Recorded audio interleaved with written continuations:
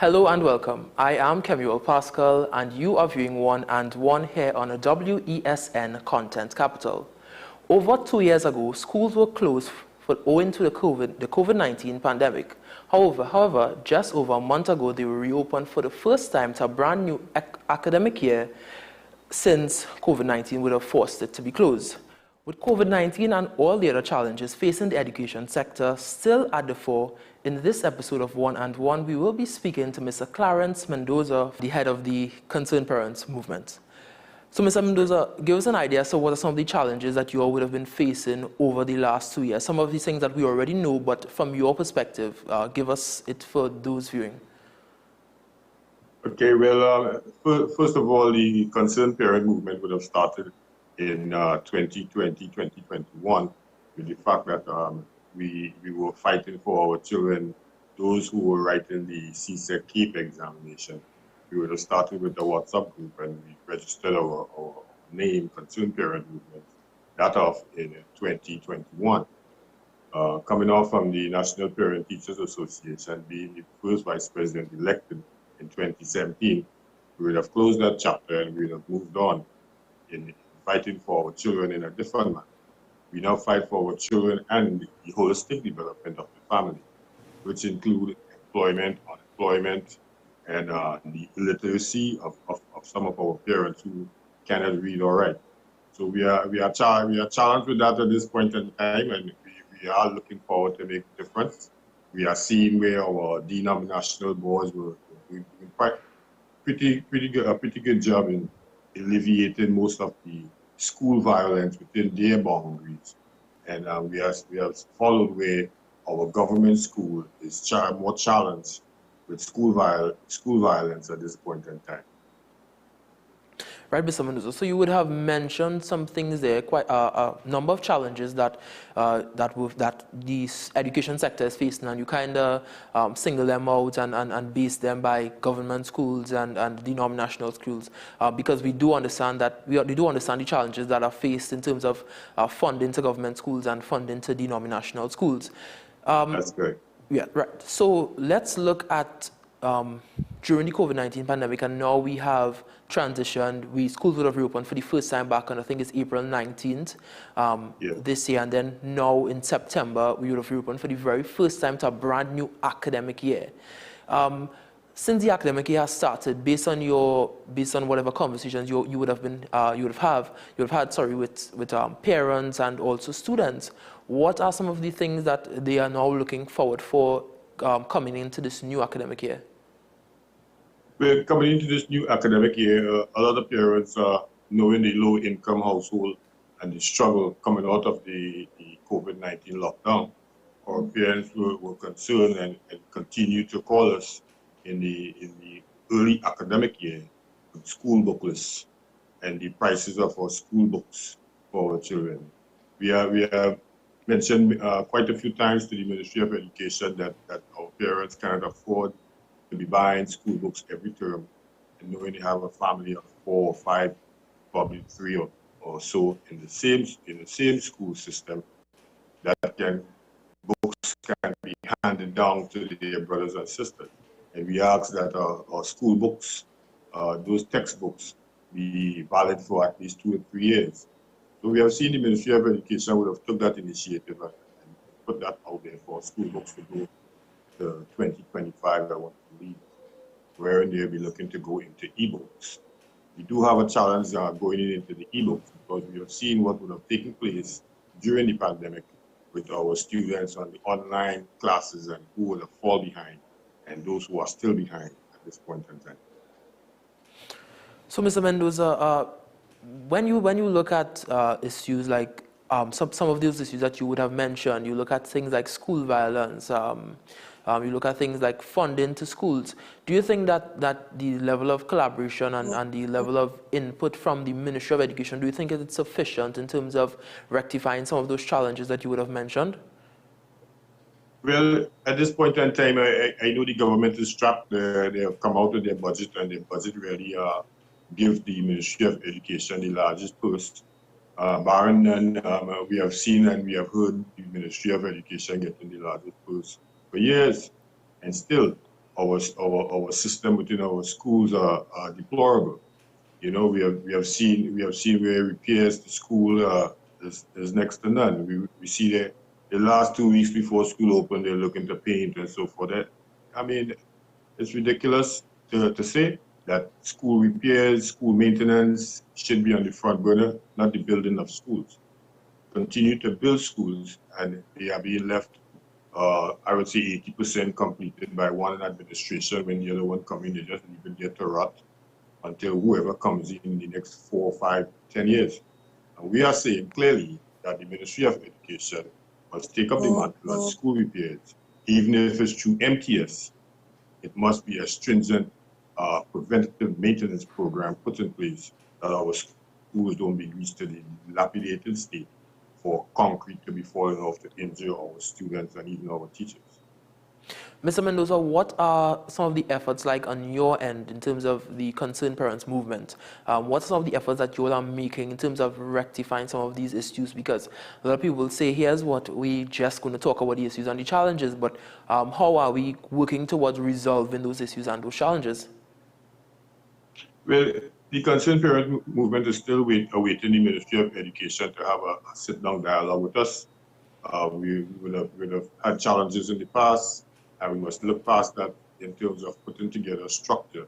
And when I say structure, I would have started the structure with the former minister in the Ministry of Education, Dr. Lovett Francis, during 2015-2020 process, where I would have put together a land and building board that would have assist principals in assessing the structure that needed repairs.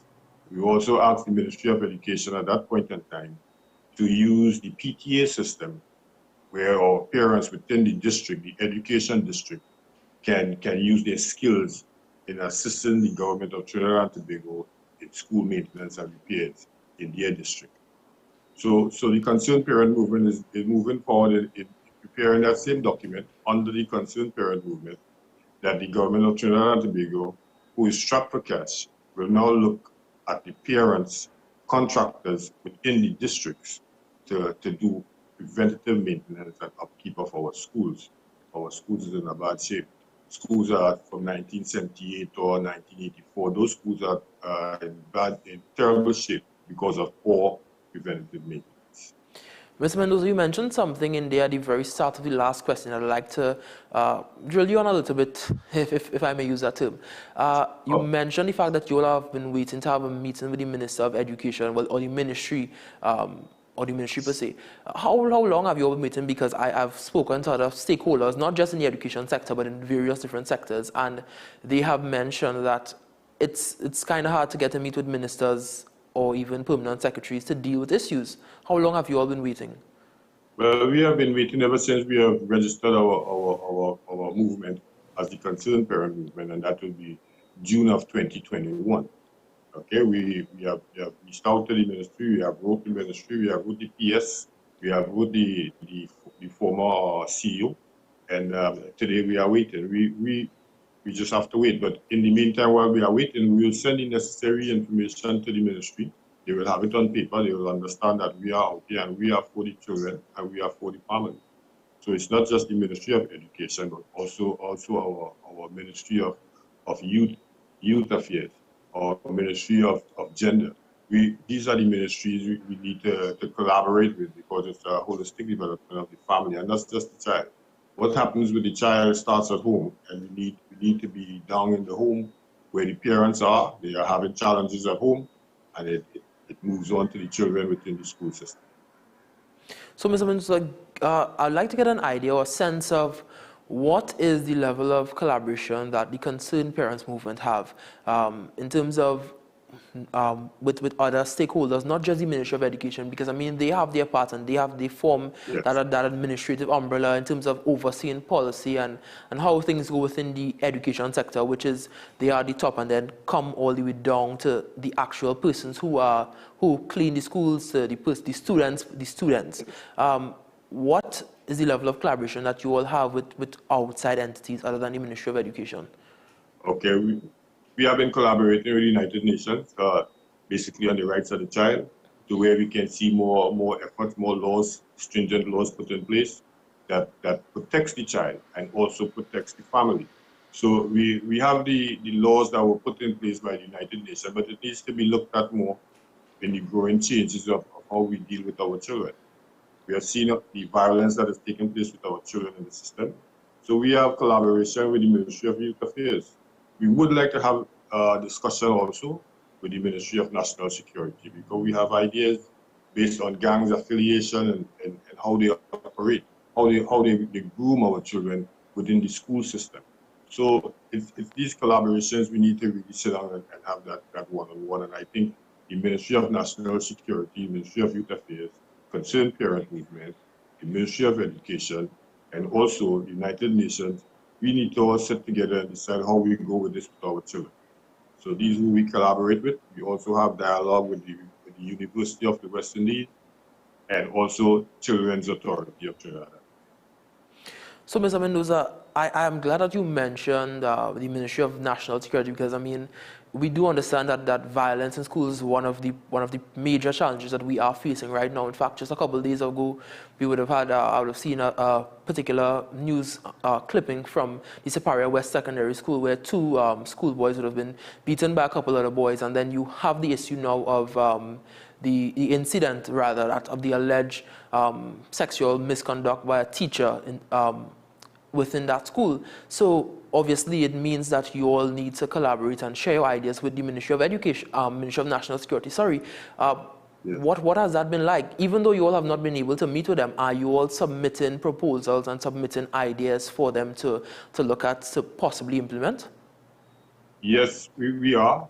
At this point in time, our research officer is putting together a proposal for such.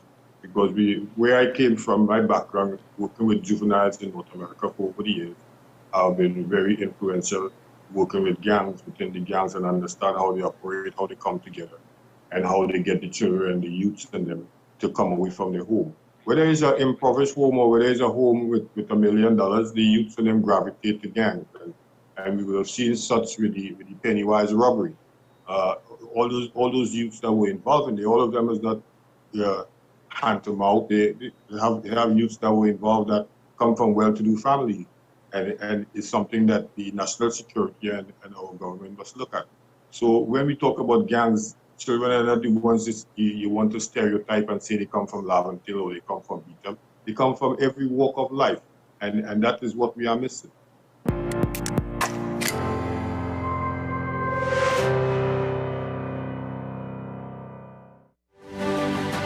AM Prime on WESN, the only place from 6 to 7:30 a.m. where you can get the most analytical and thorough interviews and regional reports. The Barbados Labour Party, led by the Prime Minister Mia Amor-Motley, once again able to achieve a clean sweep in yesterday's general election. I think a lot of people have underestimated the power of Tobago nationalism.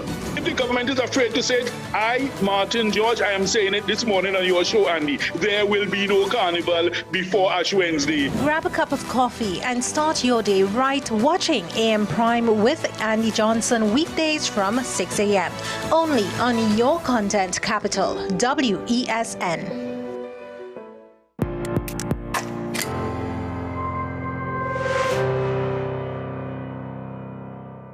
Mr. Mendoza, so before we went to the break, we were speaking about the issue of violence in schools. And I think I know last term, they would have had several incidences at the very, very start of the term, back on April 19th, and going forward, at least within the first 2 weeks, of school children fighting each other, not just on the school pound, but more so outside. And I know at that particular time, the Ministry of Education would have put together a committee, which the police was on that particular committee, members from the Ministry of Education, other stakeholders. And I think at that point we were able to get the issue of violence in schools under control to some extent. The Minister of Education would have held a press conference sometime after that to speak on the fact that they are now adopting somewhat of a tiered approach in terms of if you fight this amount of times or if you are involved in incidents of indiscipline this amount of times, that you will be penalized in some way. Do you support this particular decision by the ministry or this particular initiative by the ministry, or do you all have, or would you all have preferred that the ministry would go in a different direction? Well, it's a start. The ministry would have put their foot forward, you know, at the 90th minute in putting together such a proposal.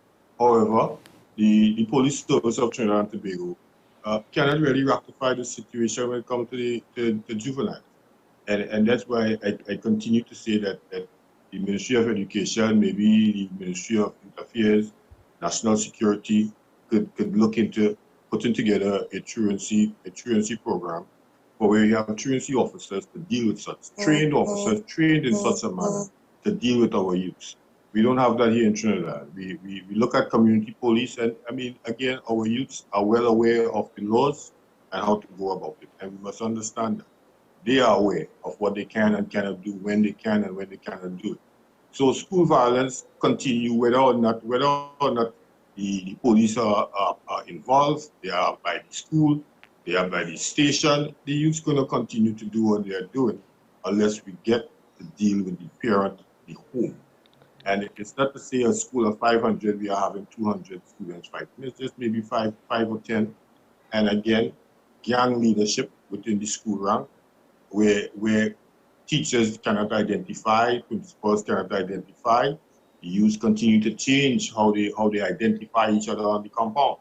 And it's something that starts in North America. It's here in the Caribbean, it's Trinidad for sure, by way of various music. And again, nobody wants to speak about it, but it's what we listen to which influence us to do what we want to do. And I think, again, national security is tops on the agenda in conducting such affairs and dealing with our youths in what they listen to, what type of music play on the radio, what is being sold, what is selling, these sort of stuff. I know some artists might be upset in what I'm saying, but we must look at it and deal with it. I'm not saying that you cannot sing certain songs in a particular manner, but then again, our youths being led, and at our early age, we are not talking secondary school, we are talking about from the primary school level, they are now violent youths, and they are training each other. As you come into the school, you learn to tax the youths that come in. And the Form 1 youths that are coming in, they are not standing for it because they're coming in well-trained from primary school and from their community. Now that we have looked at the issue of school violence, I want to look at that particular issue which would have happened at the alleged issue rather would have happened at the Superior West Secondary School involving the teacher and the student or students, because the investigation is still ongoing, I should add.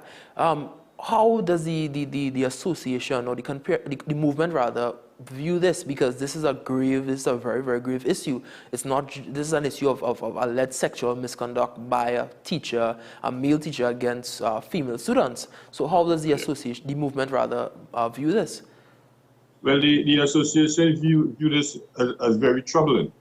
You know, again, the United Nations, the act is the rights of the child, and we, the adults, need to protect our children, whether it's our own sibling, but to protect. And again, in 2019, 2018, Superior West were having the same issue. And this issue coming to life now with the sexual behavior of a teacher with a student is nothing new in the school system. It's always been swept under the rug. And today we are here in Superior West. This has been happening at Superior West, and nothing has been done about it. I have visited Superior West in 2019 as the first vice president of the national, and I've had conversation with the then principal. You know, I've had conversation with the PTA on what was taking place, and here we are hearing it again today. It's not only Superior West, and we must understand that. The Ministry of Education must understand that it's not just one school this is taking place in, and the investigations must continue in other schools. You know, I mean, we are hearing it, but the concerned parent movement is concerned, and we are doing our investigation, our research, and we will write to the ministry and to the necessary bodies, the national security, in terms of challenges like that. How should we go about it? How should we approach that? Is it true? Is the student really telling the truth? Is the teacher really involved? You know, and these are the things, because we have had parents, teachers that married to students and had family, and nothing has been done about it over the past. So here we are today with putting our finger on Superior West. Superior West is not the only school. It's a holistic development that needs to be dealt with through the Ministry of National Security and also our Ministry of Education. Certainly, Mr. Mendoza, and I think you're absolutely correct in identifying and pointing out from very, very early on that it's not an issue that's isolated or limited to Superior West. It's an issue that is being faced by many other schools, even at the primary school level. It's just a matter of it being swept under the rug in many instances, and we as citizens and even teachers and parents not actually taking the issue to the police or even the school's principal for it to be dealt with. And so it brings me now to the issue of looking at the fact that schools are meant to be safe places for students and not necessarily drug blocks, as we see in many schools, based on the fact that students are bringing drugs onto the school compound and selling it to other students, and it's turning into a place where it's not meant to be that. Then we see the issue of, I want to go to the issue of maintenance and school repairs, because you would have mentioned that earlier in the conversation. We had the issue of the slab of concrete falling on the schoolboy's head. Most recently, how does the movement view this, and have you all written or have any form of correspondence with the Ministry of Education in terms of looking and rectifying these challenges? Because I mean, as you mentioned, there are schools that were built way back in the 1980s, 1970s, in some instances, that still operate today, and that incident may just be isolated at this point, but we don't know what may happen in the future, because those schools would have deteriorated over time.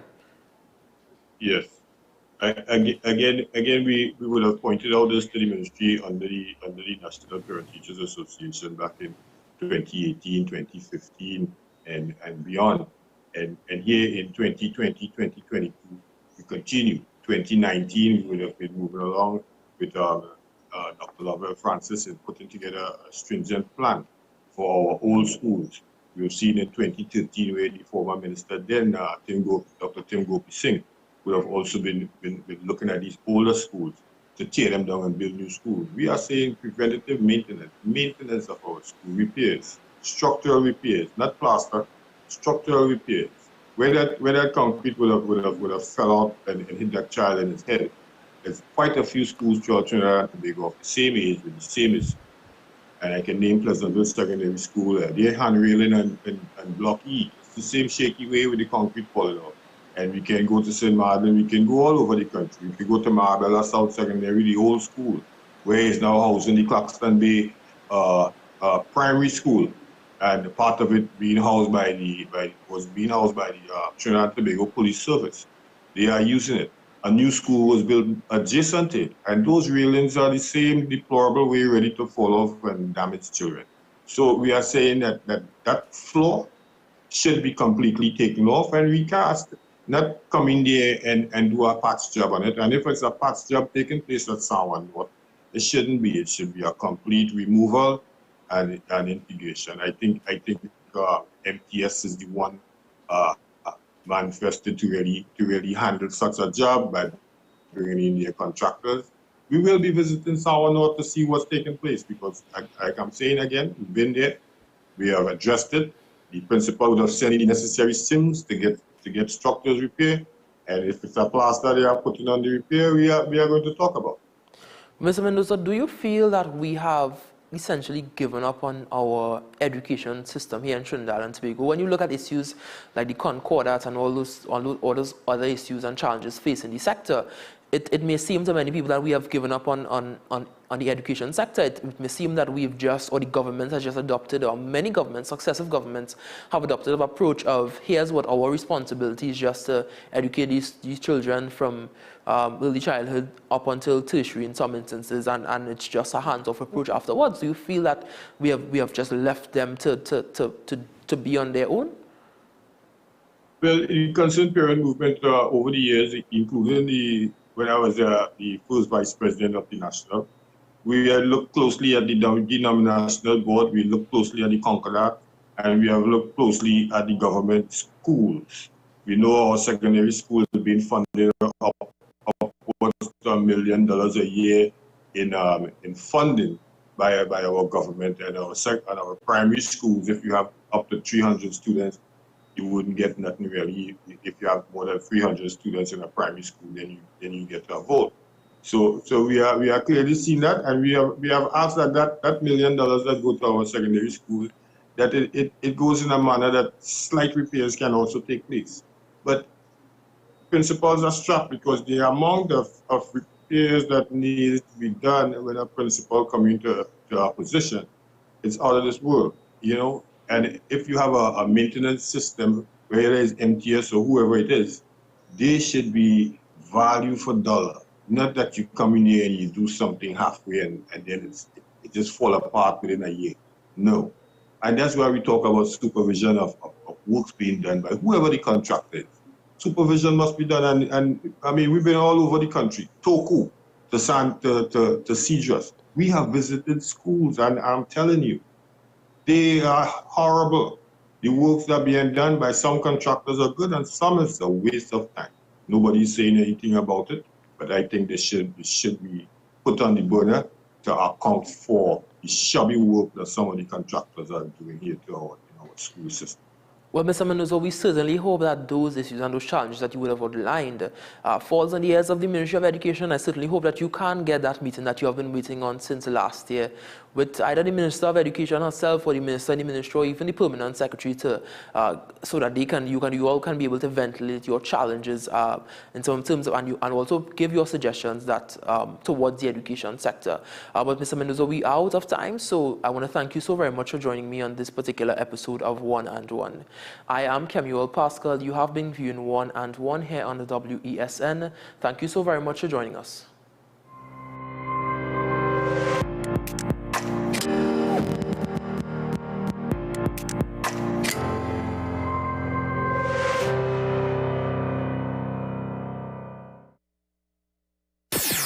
WESN. Secretary Girls RC School present Wonderland, a bazaar with a difference. Saturday, November 5th, St. John's Ambulance Headquarters, Ryson Road, Port of Spain, 12 noon to 6 p.m. Many exciting stalls and much more. Walk along Adult Street and win many prizes from adult punchboard, hoopla, tin pan alley, and much more. Don't miss the many giveaways and surprises for all kids. Kids, are you ready for face painting, sweet parang, DJ music, Santa workshop, kids corner, dunk tank, wheel of fortune, and so much more? Saturday, November 5th, St. John's Ambulance Headquarters, Ryson Road, Port of Spain, comes alive, 12 noon to 6 p.m. Wonderland! I am Kemuel Pascall, and we are WESN, Content Capital.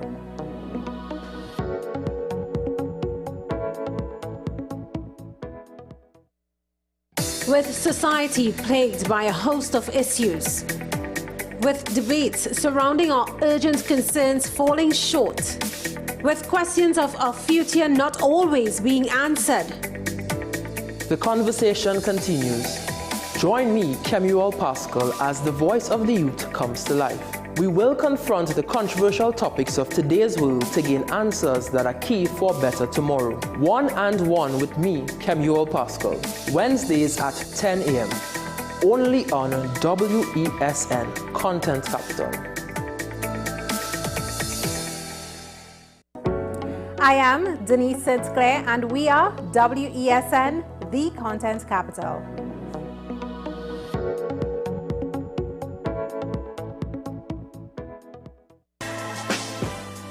Let your voice be heard. Call Madam Fix It on WESN, the only place that effectively helps you with your woes.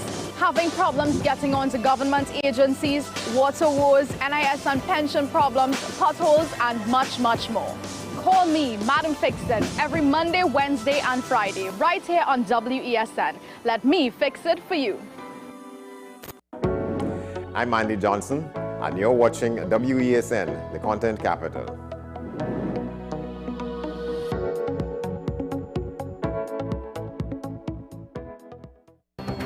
The issue, the continued rise in the price of flour and its impact on the cost of living in Trinidad and Tobago. How should we go about it? I want to ask you what has been revealed to you about the state of vulnerability in the country because of this exercise and because of what we're going through. Is the government losing the war on the vaccine front? The discussion should revolve around the common good for the greatest number of people in Trinidad and Tobago. How do we inculcate a sense of respect and regard for people who may not be of your own political ilk or persuasion? The communities are now being used by political opportunists. So when the tables are turned, it's the same way. Okay, this has been 10 Questions. I'm Andy Johnson, and we'll see you next time. Join me, Sule A. Joseph, as I delve into the day-to-day psychological issues plaguing our society. We will discuss behaviors that encompass the biological influences, social pressures, and environmental factors that affect how you think, act, and feel. Sight, Thursdays at 11:30 a.m., only on WESN, Content Capital. I am Rondell Donowa, and you are watching WESN, the Content Capital.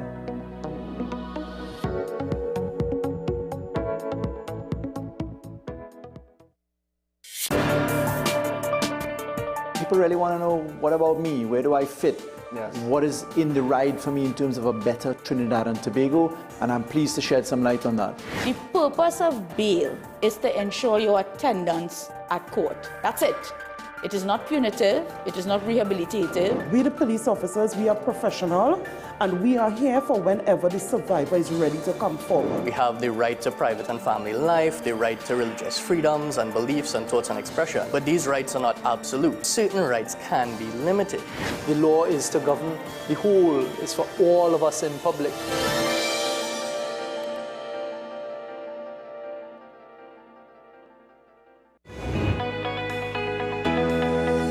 Today we're talking about cosmetic medicine, and we're on set at Relax Med Aesthetics.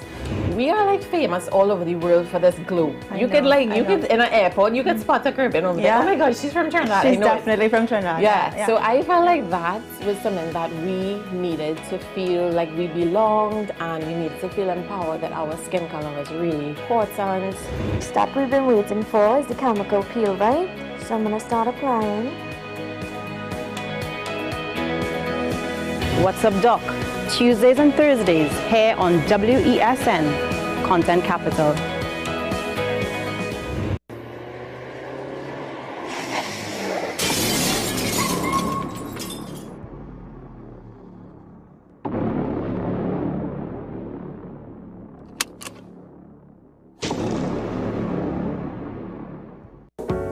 I am Mahi Sekas, and you are watching WESN, the Content Capital.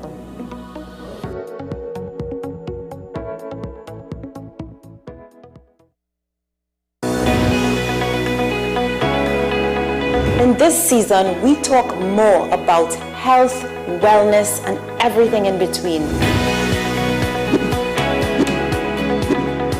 I am so excited to share with you everything about health and wellness so that you can design the life that you've always dreamed of. Join me here on What's Up Doc. What's up, Doc?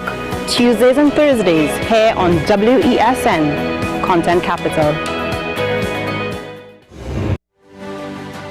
AM Prime on WESN, the only place from 6 to 7:30 a.m. where you can get the most analytical and thorough interviews and regional reports. The Barbados Labour Party, led by the Prime Minister Mia Motley, once again able to achieve a clean sweep in yesterday's general election. I think a lot of people have underestimated the power of Tobago nationalism.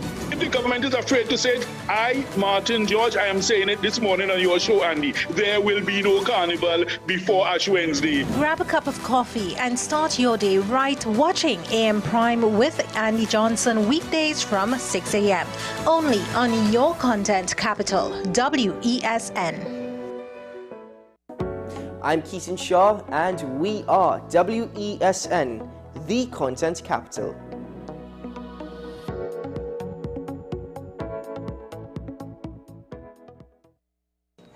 What's the best way to grab the attention of viewers? Please exercise more patience. You have to be kidding me. Doing what we do best.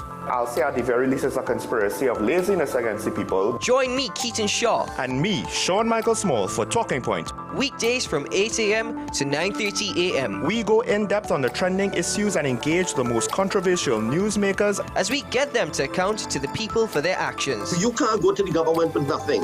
You can't go to cabinet with an empty hand, with a wish. I'm glad that we're having this a sober, mature discussion. In the present situation, I expect a continuation of the chaos. Join us for the discussion, Mondays to Fridays, only on WESN, the content capital.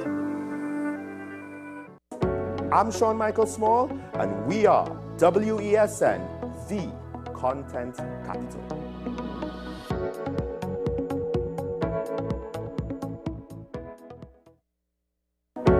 I'm Andre L. Batiste, and you're watching WESN, the content capital.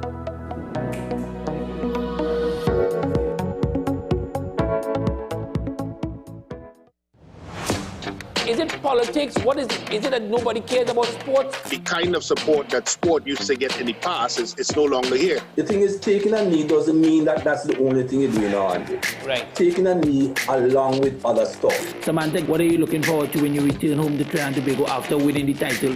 Thank you very much for speaking it into existence. Is there no pressure on Nicholas Paul? It makes me more motivated to work hard and to go out there and rep the white and black. Why are we sending a team to the Winter Olympics? There are a number of Trinbagonians who are in the diaspora and have grown up in winter sport. It's an opportunity that the Trinidad and Tobago Olympic Committee will not close the door on. I also believe in the players that we have. Once you can motivate the players, you can get the best out of them. We are WESN, the premier platform for Caribbean content. WESN, covering West, East, South, and North. WESN, we entertainment, sports, and news. WESN, available on Greendot 7, Amplia 118, Airlink 17, Bmobile 107, Digicel 21, ICNTT 105, and Flow 110. Connect with us at WESNCC or stream online at www.wesncc.com. WESN, your premier platform for Caribbean content. That's all the big son. Bungie remember them days? Well, all right, Bungie might remember, but Ian Alvarez remember them. Don't forget the rest of the room, Ian. Forget the rest. Me and you talking alone here. Ian, remember the days when you went to the fridge with your hot bake in your hand to get blue band butter, but the blue band butter done. And they went for the yellow, the golden ray. They're shaking their head. No, listen, you don't know what that is when you bite a baked golden ray, my dear.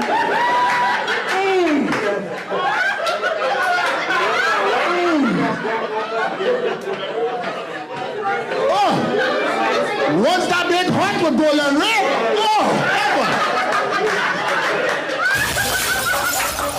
Saturday, November 5th, Shore Park, Tobago. It's Million Laughs Caribbean Comedy Commerce, the mega laugh festival to end the Tobago Carnival season, featuring Tobago's finest in folklore and musical entertainment, together with some of the Caribbean's top comedians, Larry Joseph, Daryl the Saint Mendoza, Dolores, Alan the Entertainer, Handsome Sunshine, Mako Media, and more. Get your ticket specials available on Island E-Tickets and various outlets nationwide, or visit the Million Laughs handles for